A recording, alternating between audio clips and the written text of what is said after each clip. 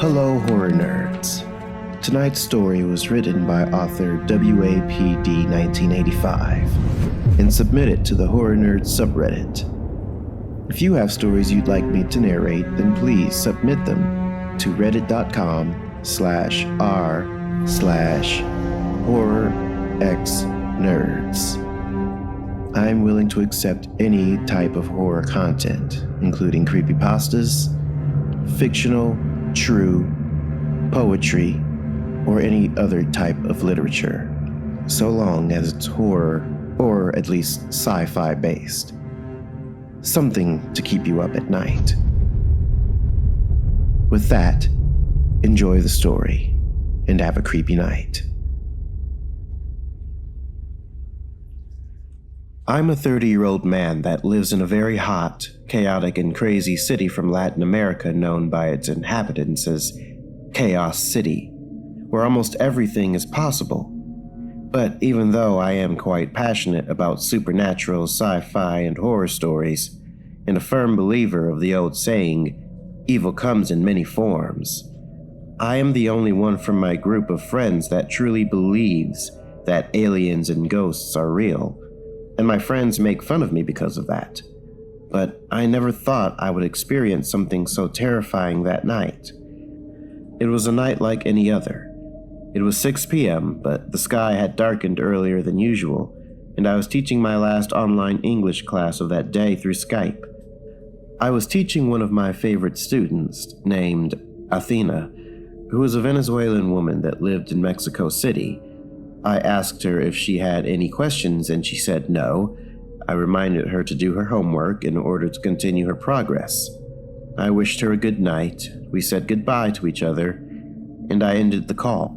A couple of years ago, I had decided to work from home on my own business, since I was tired of the extremely low salaries of my country's companies. I thought I made the right decision because it was going well for me. I planned to change my clothes to go out on my daily night run. I put on some black shorts with pockets, the white t-shirt I was wearing, and my running shoes.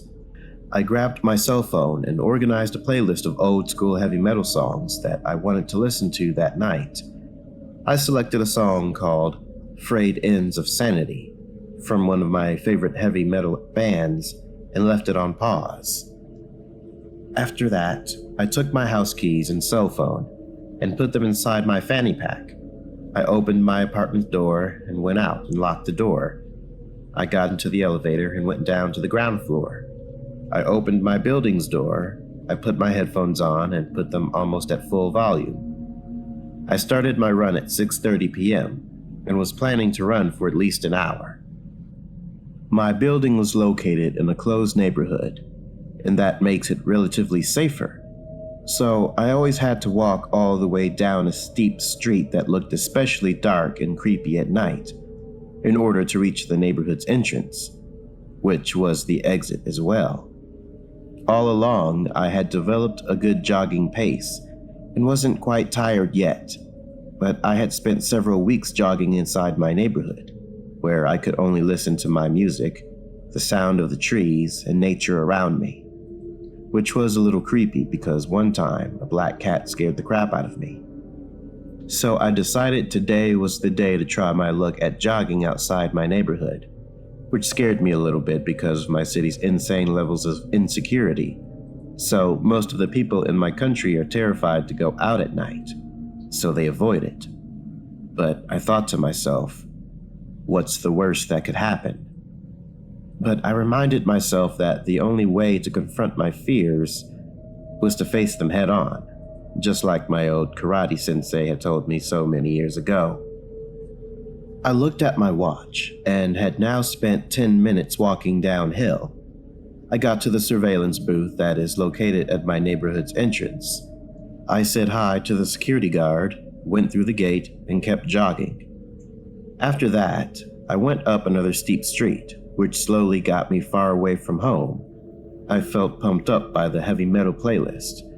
However, I noticed that the street was a little dark and creepy, so I increased my speed a little. I jogged in front of a luxurious hotel that was close to my neighborhood. Out of the blue, I started to hear the sound of a slightly strange and spooky chanting, in a language I could not understand, even though I am a great translator.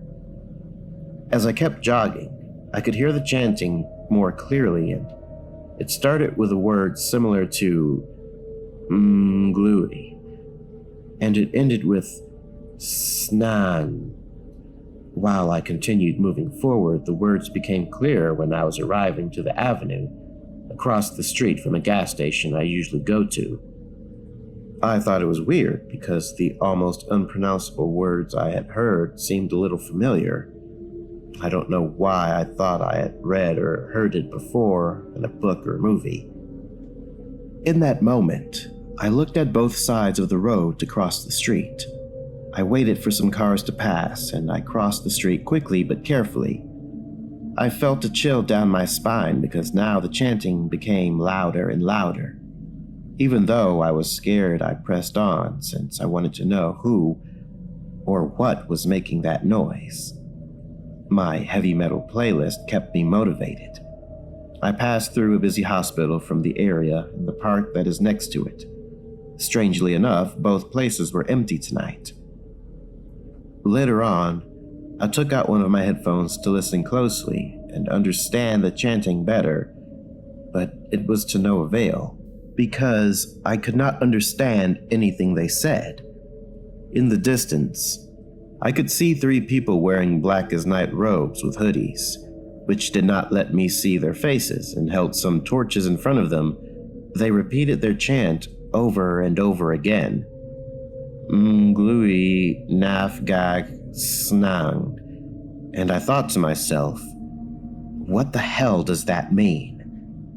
My fear kept increasing, but I kept walking while one of my favorite instrumental songs called The Call of Cthulhu blasted in my ears, which was based on a famous horror story, which was written by one of my favorite writers, whose name I won't say here. So I kept jogging, but I did not have the faintest idea about what these people were trying to do.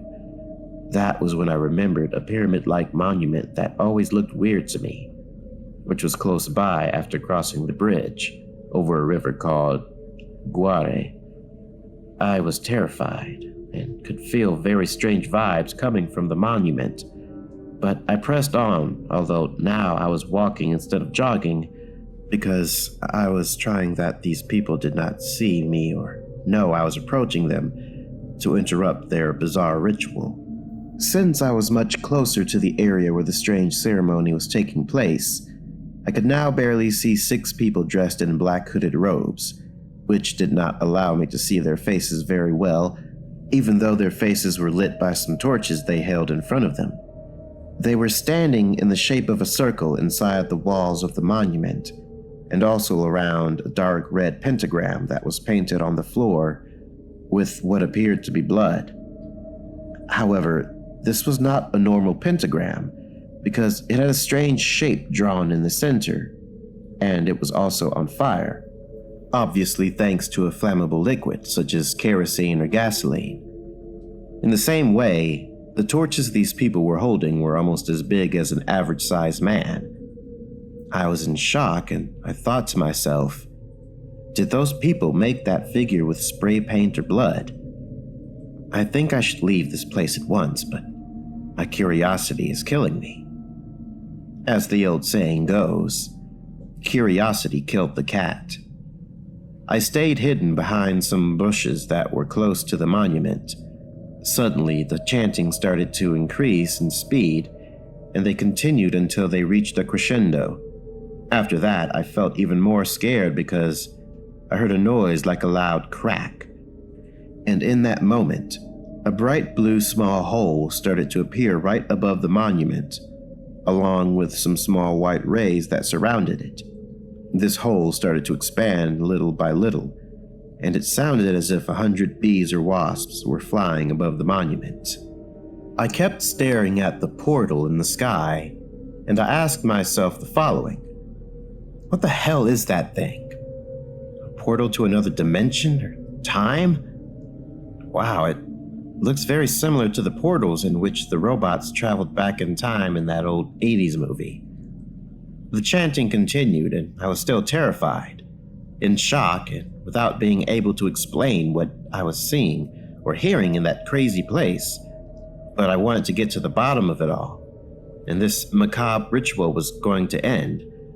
Out of the blue, a deep roar started to be heard from inside the portal, which sounded very similar to the strange sound made by a food chopper.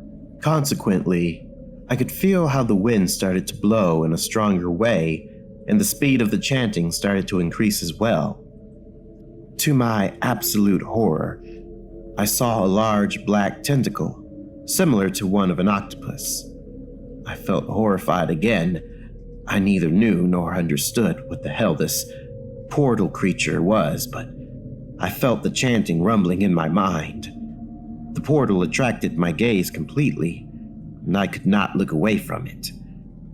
All of a sudden, 5 more tentacles came out of the portal, while the chanting continued. Thanks to the presence of these 6 tentacles in the portal, the chanting stopped and the strange sound kept coming from the portal.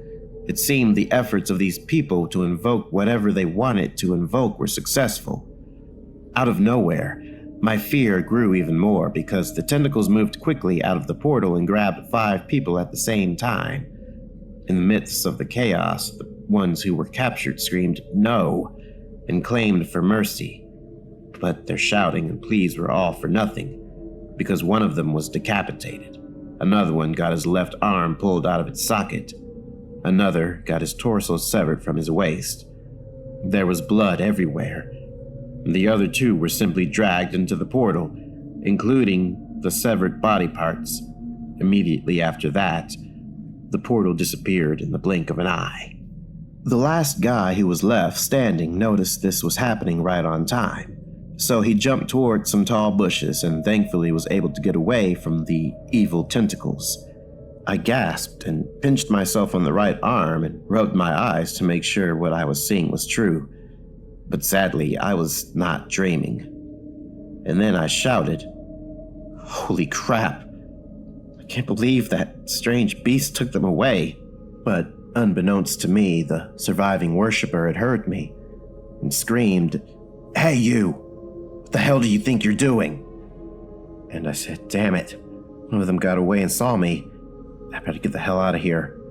I ran away as fast as my legs could carry me, but the other guy threw his torch to the ground, put it out with several stomps, and jumped to get out of the bushes.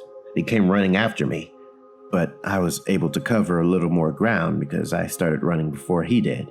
Also, I was running fast, but I was followed closely by this maniac, and I didn't know what he was going to do to me to avoid that people knew about their weird ritual. I quickly ran all the way back to my neighborhood.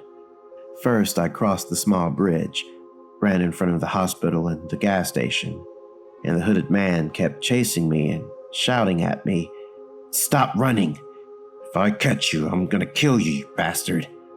But I was smart enough to keep running, and I shouted back, "I won't stop running away from you, not in your life." Also, I ran in front of the luxurious hotel until I finally arrived to my neighborhood surveillance booth.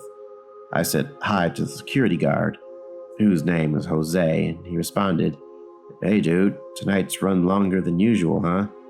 What was all that screaming back there?" My pursuer hid behind some tall trees that were placed before arriving my neighborhood. I quickly looked behind me, using the reflection on my skull ring that I usually wore on my right hand, and I responded the following to Jose. "No idea, dude. You know there are some crazy loud people out there at night." But Jose didn't seem to believe me and said, "Oh, okay, well, come on in so you can go home. Be careful out there and have a good night." And I responded, "Thanks. Same to you, dude." After I said goodbye to Jose, I kept walking up for a few blocks until I got to my building because I was exhausted. I got in the elevator, went up to my apartment, took a deep sigh, and thanked the heavens I was able to get home safe and alive after that terrible ordeal. I opened my apartment's door and I could not stop thinking about what had happened. I ate a sandwich for dinner. When I went to bed, I had nightmares about the things that I saw, and I decided that would be the last time I would run outside my neighborhood late at night, since I didn't know if that surviving member of that cult would be waiting for me to kill me. Nobody would know about it. There is nothing more terrifying than that.